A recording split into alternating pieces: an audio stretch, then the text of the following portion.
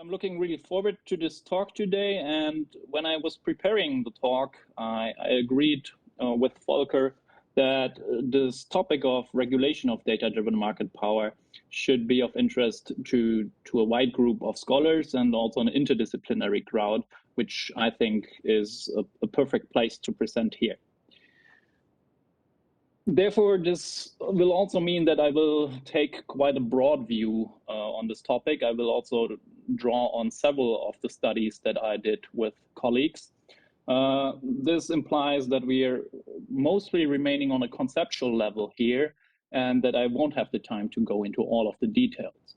But of course, if you have further questions about then precise aspects, maybe also the methodology behind some of the findings, we can, of course, discuss that in the discussion, but also if you're interested, reach out after the talk and we can also have an individual chat. So with that, let's start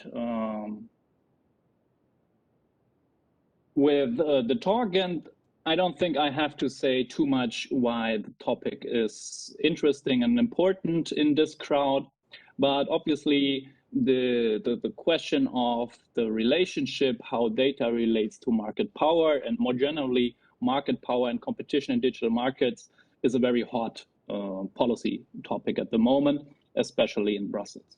So most of you will be familiar with the current Digital Markets Act proposal, which is in its last steps to being finalized. So the goal is to have it finalized by the end of March, maybe April, but then this proposal that was submitted by the European Commission in December 2020 will be ready to be transformed in actual law. And there, very central is the idea that we have to do something in terms of economic regulation to rein in the power of a few number of very powerful digital firms. Preceding this regulation, we already have seen some quite prominent antitrust and competition law cases. So very well known, also here in the audience, is probably the Bundeskartellamt versus Facebook case, where the Bundeskartellamt decided that Facebook was not allowed to combine the personal data of its users from its various services, so Facebook, of course, but also WhatsApp or Instagram. And likewise, it should not be allowed to combine data of internal services with personal data collected on third-party websites. There's still ongoing litigation regarding this question, and it will be, of course, interesting how this will then finally end. On the other hand, if we talk about these digital markets, we obviously see constant change, so new data-driven business models, new technologies that impact how these markets work, but also then should have an impact on what we see on the regulatory side. And this will be an aspect that I also want to highlight today, that we as scholars should also consider these technological dimensions. What can it do for regulation? How does it impact regulation? And I will have some thoughts on that. One very interesting aspect here is also that it doesn't only change what can be done with data and how does it create business value, but that these new technologies may also present new opportunities for regulation and also new opportunities for stakeholders that we may want to protect. So as an example, there's currently quite some buzz about personal information management systems and personal data brokers that build upon them. So the idea is that you can use user-controlled software to collect your data from various platforms, and then you can actually sell this data and participate in the gains of your data. So before going more into detail in the analysis, I wanted to show you this picture, which basically describes, I think, the context that policymakers are concerned about. It is also the picture that was at the start of my journey into this topic. So in 2016, that was basically at the heart of a grant proposal that then became the research group. And I also brought it here because many of you are familiar with the net neutrality debate. And this is basically what inspired us for this figure. So in the net neutrality debate, we usually talk about network gatekeepers, and then we ask and worry about potential discrimination and access with respect to users and downstream content and service providers. And coming from the idea from net neutrality, then going to data neutrality or platform neutrality, the idea was here to consider what actually happens if we have these gatekeeper positions with respect to data resources. And of course, with the DMA, this gatekeeper terminology is now as present as ever.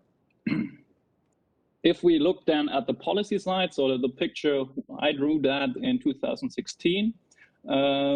We obviously had a lot of proposals and ongoing policy work, especially in the European Union. So I already talked about the Digital Markets Act, but at the end of last year, we also had an agreement on the Data Governance Act. And then very recently, in February this year, we have now a proposal for a Data Act. And I try to come back to the Digital Markets Act and the Data Act at the end of this talk. So what is the outline and what do I want to delve into here today? So the first question I want to tackle is to really ask which economic benefits can firms actually achieve from data or big data. So obviously that's the conventional wisdom that data is somehow valuable and is a really valuable resource in this market. This is what is on the mind of many policymakers. But if you then really ask them to be more specific about that, there's not so much systematic evidence out there. How does data create actual value?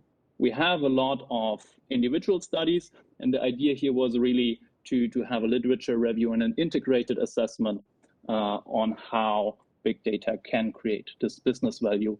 So to lay the first layer of foundation, whether data is actually valuable and when this is the case. We will then look at facilitating factors for a competitive advantage from big data, because data being valuable is one thing. From a policy perspective, we probably really care about it if it leads to potential market failure or market problems. And this could be the case if big data leads to sustained market power, which is also somehow the implicit assumption in many of these regulatory proposals. And even then, if we have market power for some firms, that's of course also something we have in other markets where we do not necessarily regulate these markets. So to really justify regulation from an economic point of view, we need to have some theory of harm that we want to actually tackle. And this is the second part that I will discuss here. And then, of course, if we answer the questions when and why should we regulate and come to the answer that we should regulate, at least to some extent, then of course the question is how. And as I said earlier, I want to highlight here the specific role of information technology and how does it impact regulation, and also what potential avenues for future research we see here. I will also use that to classify a little bit the possible approaches towards data-driven market power. And this is then the basis for the end, where we also can discuss a little bit the current policy proposals. So in visual terms, that's basically the same agenda. And first I want to talk a little bit about this literature review that we have done. Obviously, it's quite an ambitious project to be so broad. So what we did here is we focused on the internet economy as one very prominent example where big data is used today, and which also has received most of the policy attention at the moment. And here we then focus on the use cases of data-driven quality improvements and service personalization, personalized recommendations, and targeted advertising. This is also a field where we have by now several empirical studies that we can then draw from. You can characterize these applications as predictive analytics applications in core business and operational functions. There are other use cases of data, for example, with respect to business intelligence. There are other papers out there on that. The implication with that is also that we particularly look at big user data, because most of these data-driven applications are fueled by the data that are created by users. And there is, of course, a parallel debate with respect to machine-generated data, for example, in the Internet of Things, which could also be generated by users, but which could also be generated simply by machines. So the idea here is really to have a summary of the joint empirical evidence also on the different categories of business value that can be created and that has been identified by individual studies. We have not limited that to specific disciplines or specific set of journals, because this debate, of course, spans several disciplines. And I won't bore you now with the usual tables that one has for a literature review. You can find them in the paper. I just want to show you a little bit more how the structure of the results that we receive. So, for example, here is the use case of personalized recommendations. And what we look at is at studies who have looked into whether personalized recommendations achieve some business goal, and then how is this affected by data. And if you look in the literature, this success or effectiveness of recommendations is, for example, measured by the user acceptance of recommendations, users' willingness to pay for products that are recommended to them, the turnover of the respective sellers, potential cross-selling abilities. And then in the recommendation literature, there's also quite a big focus on how the recommendations affect the variety of products that are sold. So whether recommendations actually lead to more purchases of niche products, for example. And this is complemented then by a literature that looks more specifically into how the quantity and quality of the data affect these recommendations. And if you take that together, you then can come up with this positive relationship between data creating actual business value. However, this story is not just a story of a direct monotonic relationship, but what you find in several studies is a list of moderating factors. So data can be more or less effective in creating this business value depending on these moderating factors. And of course, something like timing and presentation format plays a role. But more importantly, because we usually deal with personal data, or at least user data that has some connection to the users, trust plays a very important role, but also transparency about how data is collected, how recommendations are derived have an effect, and also, for example, recommendation neutrality. So the takeaway here is that it's not only this monotonic direct relationship, but that we have several moderating factors that can have an impact on the business value. One can basically draw then the similar picture for targeted advertising. I will not go too much into detail here. Again, we find a list of moderating factors here. One important or interesting thing here is that, again, we see transparency, for example. We see also that user control has an effect. Interestingly, it's not necessarily actual control that users must have, but it is also sufficient if users perceive to have more control. So there's one study by Catherine Tucker who shows that although actually nothing really changed for consumers in how far they can impact the use of data, they were shown more privacy controls, and this psychological effect was already sufficient to increase the effectiveness of targeted advertising. So I think what is important here that when we come to regulation in this domain, there's a lot of behavioral factors and cognitive effects that have a big and important, strong effect on how users react to data collection and data use. So based on these individual studies, we then try to draw a more complete picture. And what you see here is then the flow chart that we come up with, where we have the data as an input resource, and then business value as the outcome variable. And we try to show that it's a more nuanced picture how this business value is actually derived. So we have these individual applications that I talked about. we have different outcome variables that we can look at, and then we aggregate that in dimensions that we think are sensible. So first you have this business value category of customer retention, where you can benefit as a firm from personalization and recommendations, not only by higher user satisfaction, but also by creating higher switching costs. And this is in a dual mode because, of course, better recommendations raise the cost of switching the service, but because you also have submitted your data, or your data was collected at one e-commerce platform, for example, it's more challenging to switch to another platform that does not have this data, so you have additional switching costs. There's then, of course, the channel just through higher revenues from consumers, either through a higher willingness to pay, the number of consumers, or simply more consumption. But then also very well known in digital markets is the ability to generate revenues on complementary market sites, especially through advertising. But then again, it's not this linear monotonic relationship, but we have these different moderating factors that are integrated into this picture.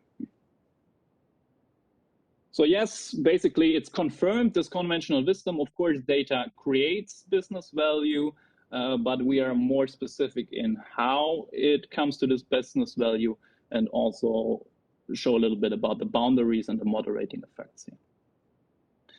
But then, of course, yeah, business value creation is nothing that is problematic. So the question is now, is there any need for regulation? Is there a basis that some firms then can really come up with data-driven market power? And when you think about that, I think it's important just to recognize some very specific properties of data. And I think this is also why it makes this topic so interesting to do research about, because data is other than other resources.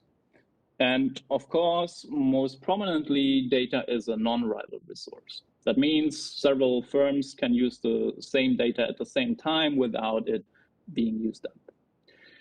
This means in principle that user data can be recollected by any firm, and some scholars have made the point that because of that, we don't have any issue then with market power or competitive advantages, because in principle, this can be recollected by any firm. But of course, you also have to think about data quantity, data quality, the timeliness of data. So it's not simply the data stock, but also the data flow, how current your data is. So we advocate that this story is not as simple as that. On the other hand, non-rivalry means that possibly we can generate very large social gains if this data is used very broadly. And in an article by Jones and Tonetti, they not only show that, but they also show that because of this non-rivalry, there may also a particular fear of creative destruction when sharing that data. So this leads to incentives for privately hoarding the data and not using it efficiently if we only rely on firms' individual incentives. Related to that is a study by Ishihashi, 2021, who also shows that this non-rivalry property also has a downside for consumers. Because it's non-rival, competition will be really fierce for that resource if it's shared with multiple parties. And this could be to the detriment of consumers because they are then rewarded a lower quality service or a lower reward for actually supplying the data. So it's really a little bit double-edged sword with this non-rival.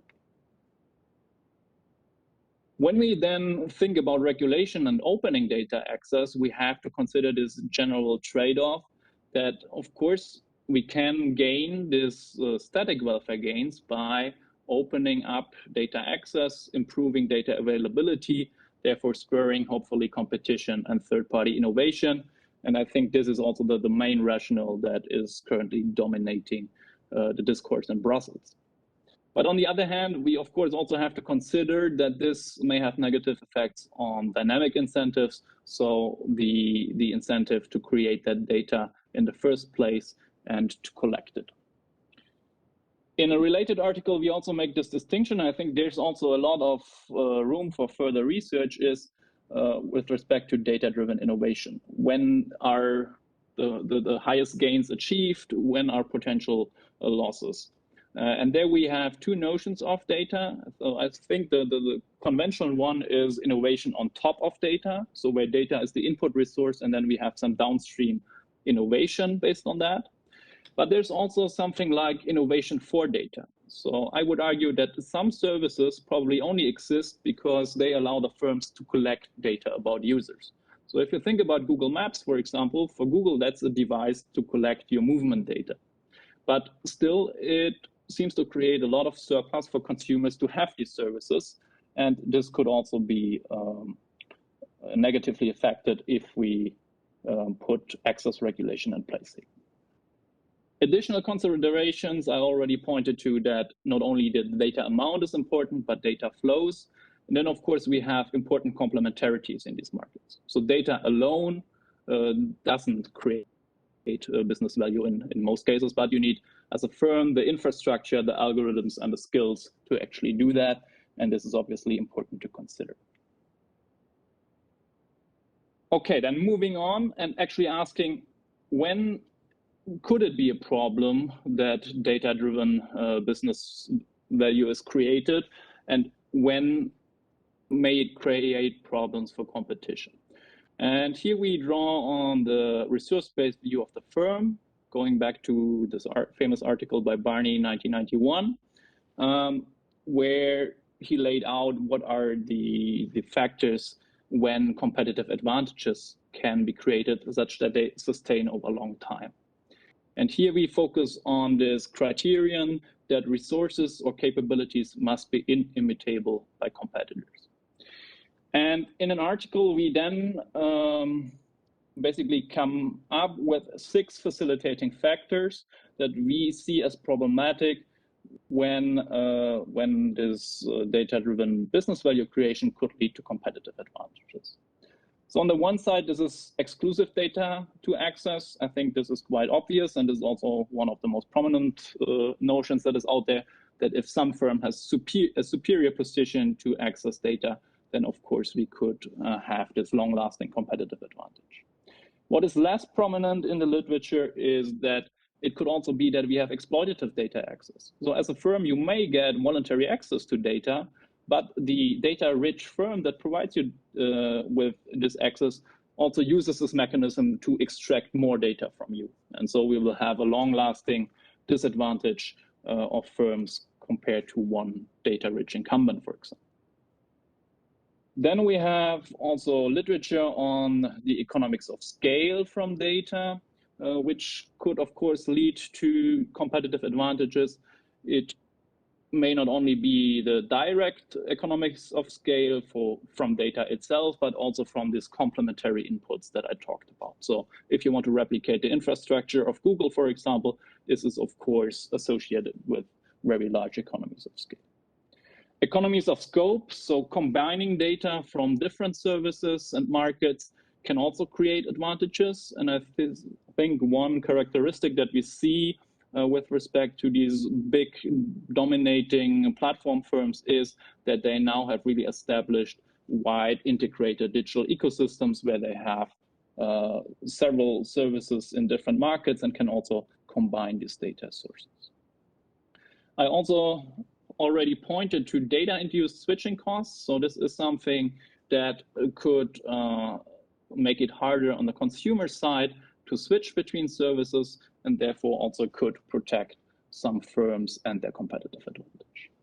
And then, of course, as I showed in the beginning, if I'm actually a platform, I'm in a very superior position to collect data, not only on my own transactions, but also on transactions of all the third parties that are on the platform. We have network effects, which, of course, tend to tipping markets. And we have the specific possibility of a data-driven network effect, which then could have quite far-reaching implications, which I will talk about on the next slide. So we argue that if we have one of these facilitating factors or even more of them, then it's more likely that we see also a firm with a long-lasting competitive advantage. And this is then the basis that firms may establish data-driven market power in the long run. The next question then is, of course, okay, market power is one thing, but should we intervene with respect to that market power? And we could also say, okay, we rely on competition law, and if there's an abuse, then competition law will tackle that. This is, I think, too much ground to cover here. There has been a large debate about whether competition law can be effective here. I want to focus here on a specific data-driven theory of harm developed in an article together with Jan Kramer, where we go through the potential harms to competition that could now originate from data-related aspects. And especially we focus here on the possibility of data-driven network effects, meaning that if a firm has a data advantage, it is likely also to further reinforce this advantage, especially if we talk about user data. So if I have a lot of data and this creates some advantages because I can, for example, provide the service with a high user satisfaction, I will attract more consumers and this will create more data. So this is one potential argument. The other is that if I have this data, I can innovate at lower costs, and this could also have propel such a feedback loop. And if we have such data-driven network effects, this could shield and protect data-rich firms from entry, and in consequence, we may fear that we have a lack of contestability in established markets. More concerning even more is that there are analyses out there, for example, by Prüfer and Schottmüller, who term the domino effect. So meaning that the market power that is established in one market based on data may not be limited to this core market, but it may be used to leverage that market power outside of these markets. So they argue, for example, if I have a large database, I can use that data also in other markets because I, for example, know my consumers better, I can innovate at lower costs, and then I can also take over other markets, and especially new and emerging markets. And of course, there is anecdotal evidence out there that big firms were very successful, or data-rich firms were then very successful also in related markets. A potential concern associated with that is that if we have monopolization and market concentration in some markets, that this could also reduce downstream competition.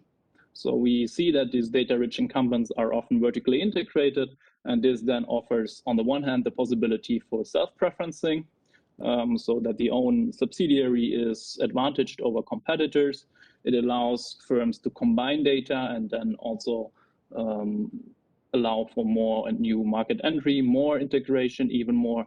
And also from telecommunications markets, we are very aware about the threat of margin squeezes if inputs are provided to competitors. We are also particularly concerned about data agglomeration from so-called ancillary data services. So this could be payment services and identification services, especially. Here we see the problem that these services allow firms to collect data with a very wide scope, also in markets where they're not present. So this means that at least if the firm enters another market, you also have benefits for consumers. But if the firm even stays outside of the markets, this benefit is missing, and they're collecting this data with the possible harms that I explained here. Coming from harms to competition in a static sense, we also worry about harms to innovation. So if we really have tipped and monopolized markets, then there's also less competitive pressure, which we would expect then to lead to lower innovation, as would be socially efficient and as would be possible. So there's a larger research on so-called kill zones around data-rich incumbents, meaning that new firms may not even challenge anymore these data-rich incumbents and may not receive the venture capital that is necessary and the funding that is necessary to actually attack those incumbents. Even more worrying is if this does not only concern mature markets, but also newer and related markets. And then if we talk about these integrated ecosystems, there we worry, of course, that we see further monopolization and more integration across markets. What should be said, on the other hand, of course, that there are also strong and large efficiencies from integration, especially due to these economies of scope and scale that I mentioned on the slide before. So especially with respect to network effects, of course, consumers also benefit from concentration or centralization, especially then if multi-homing is difficult. I rather prefer to connect to everyone on one network and not on several networks. So the conclusion that we draw in the article here is that the regulatory focus should, in light of this theory of harm, really be on niche entry and growth. So that's a little bit opposed to, I think, the idea that is still in the mind of at least few or many policymakers in the European Union, that the goal should really be, okay, we establish now the next search engine, or that we will have 5 search engines. We think rather, because these network effects are so strong, that's probably difficult or only to achieve with high costs. So we argue what is more important is to really keep open new and emerging markets and to let new competitors grow, so that we have more variety and also then larger firms that can compete with each other, and we do not converge to a very few number of the same firms that we see in every market. Okay, so having established that if you agree with the theory of harm and these facilitating factors, if you see them present in a market, then of course the question is, how do we deal with that? And this is, of course, a larger debate. Here I will only focus on what can we do with respect to data access remedies. And I will discuss potential regulatory approaches, and then I also want to present to you one conceptual framework that then comes out of this integrated analysis, where we especially highlight the role of information technology for this kind of regulation. So in the article here, we now argue that we have the 6 facilitating factors and that they could serve as a starting point for what we could call basic regulatory approaches. And if we look at these data-induced switching costs, network effects, they're a potential remedy, and a potential approach is to actually empower the consumer to try to put him in a more powerful position. And this could, for example, be done on the first place by transparency regulation, but also by promoting greater data mobility, by giving consumers and users more generally a right to data portability. If we look at access issues, then of course we can try to make data more open. And one obvious way to do that is by mandated data sharing and access obligations.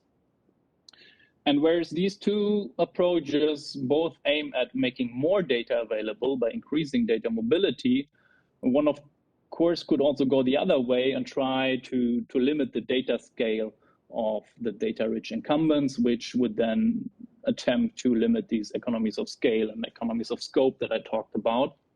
So this could be achieved by requiring data siloing. So firms are not allowed to combine data of various sources.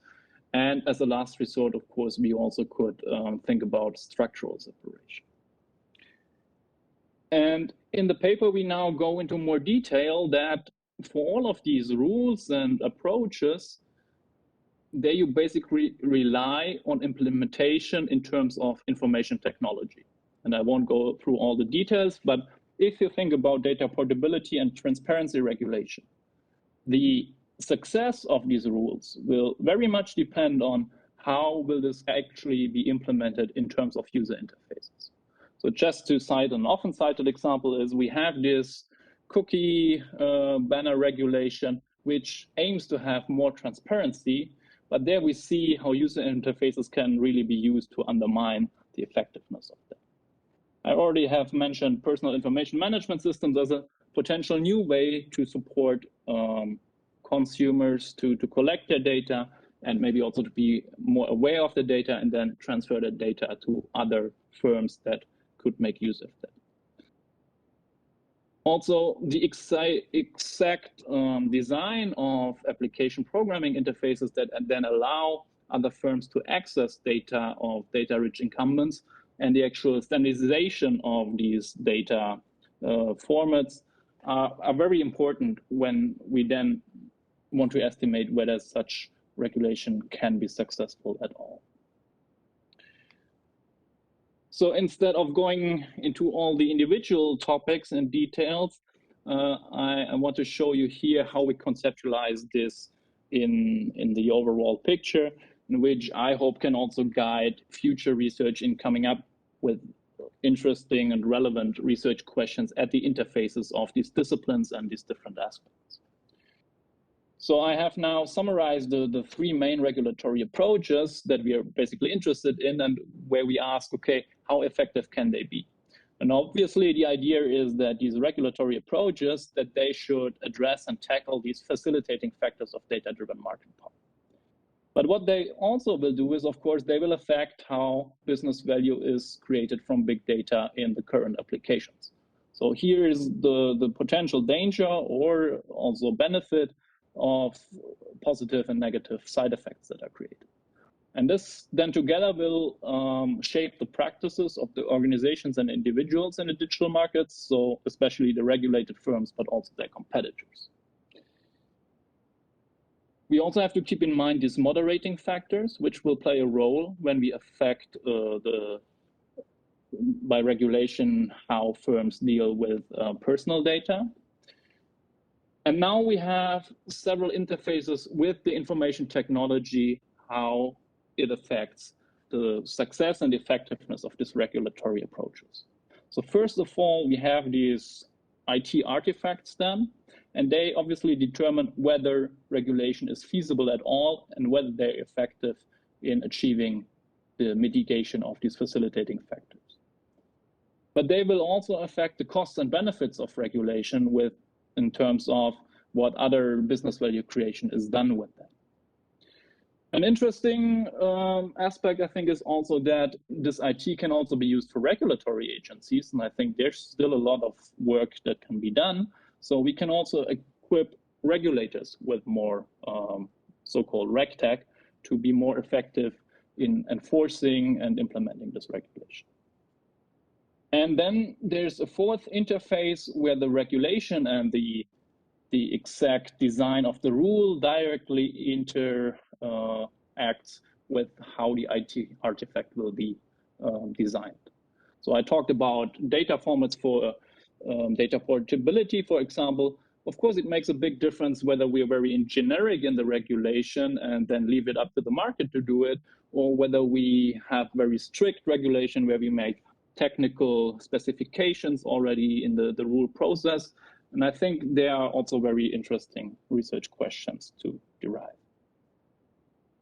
In the paper, we propose some, and I don't go also in the detail here through every cell, but if you're interested in these topics and maybe also looking for research questions at the interface between these different dimensions, this could be worthwhile to look at. So we make some recommendations on what is regulated in terms of IT, what different key design characteristics of different IT artifacts could be interesting to look at, but also on these regulatory interdependencies, given the design scope that we have with respect to the rules, and then relate it back to our framework that I presented to you. So instead of going here through the individual cells, I just want to show you one example that I did with colleagues where we looked at this personal information management systems and especially these personal data brokers. And here we asked, okay, what are the effects if we actually try to promote such personal data brokers? Do they achieve the intended regulatory goals? For that, we have a game theory model where we basically have a content and service provider that offers a service quality to consumers and then receives data from consumers. The content and service provider is then able to use the data to monetize it on the data market. And we then look at what actually happens if we have a personal data broker that now pays consumers for porting their data and then being able to sell the data in competition on the data market. And I don't have the time to go and guide you through the analysis. The interesting thing that we show here is that, I mean, that the usual story is, okay, this should be good for consumers because they get money for their data, and then they can share the benefits, and this should be good for them. But what misses this naive point of view is that, of course, there will be a strategic reaction of the content and service provider. And we will show, or we show in this analysis, that the content and service provider reacts by, for example, reducing the quality of its service, by also possibly raising its price. And so the upshot of this analysis is that indeed there are many cases where consumers will actually be hurt by such a personal data broker, especially if this personal data broker is not efficient enough in generating data revenues. So we provide some more formal and necessary conditions when this can only be the case, that consumers benefit from that. And I just wanted to show that as an example where I think there's much more to these different new technologies and how they impact regulation with respect to potential side effects that then have very important implications for the affected stakeholders. So with that, I want to come to the current proposals that are out there. And I will only discuss that briefly, and then maybe we can also move that to the discussion to go a little bit more into detail. So first, we have the Digital Markets Act, which is, as I said, in its final steps. The Digital Markets Act proposal is indeed an asymmetric regulation. So it targets only a few number of firms based on a new notion of power, meaning mainly firm size, and this gatekeeper status. It's interesting that the regulation explicitly recognizes data-driven advantages as a key characteristic and source of market power. So we're very much in agreement with that. And then the regulation explicitly states that it aims to achieve contestability and fairness in digital markets. And if we now look at the different remedies that are designed for core platform services for these gatekeepers in the Digital Markets Act, we actually see different regulatory approaches that I presented here in the regulation. So we see elements of limiting data scale. So there's this data siloing by default. So the core platforms of these gatekeepers are not allowed to combine personal data between their platform services unless the user consents. And we have a second siloing provision, which prohibits them to use any data generated by business users when they actually compete with these users. We also have some limited elements of data openness. So there's one specific obligation for bulk data sharing with respect to online search engine providers, so that a search engine provider must share, if it's a gatekeeper, must share data, for example, on queries with other online search engines. However, this can be done in an anonymized manner. And then we have this element of empowering consumers, where it's envisioned that end users as well as business users should have continuous and real-time data access and data portability, although this again can be provided in an anonymized or aggregated data form.